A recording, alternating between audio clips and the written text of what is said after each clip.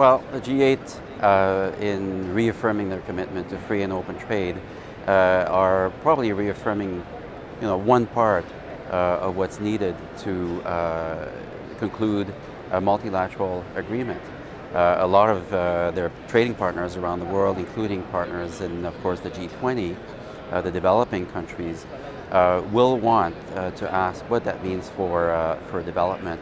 And while the G8 probably had to reaffirm a commitment to Doha, it's very clear that they will have to get their partners at the G20 to agree to perhaps a different package than what was envisaged when Doha was launched to begin with.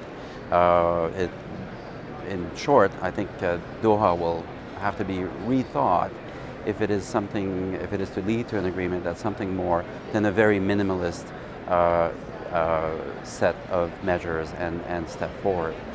So I think that accounts for why the G8, in addition to mentioning Doha, also mentioned, perhaps as an alternative, perhaps not the best alternative, but in order to give the signal to what they intend practically to do about open trade in the absence, perhaps, of, or in case Doha, the progress on the Doha round is not significant enough between now and the end of the year.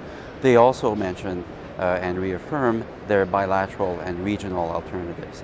I think a good question, Prime Minister Harper mentioned Canada, EU. Obviously there is a deepening of economic integration in Asia. Interestingly enough, around models that are not quite the type of models that Western countries, if you like, have developed for their trade agreement.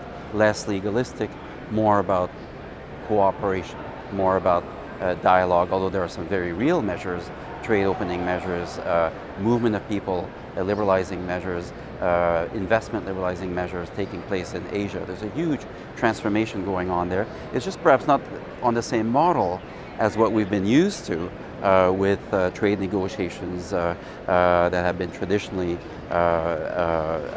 on the more legalistic, if you like, Western model. So I think it's fine, and I think it's important for the G8 to reaffirm their commitment to trade via regional and bilateral agreements.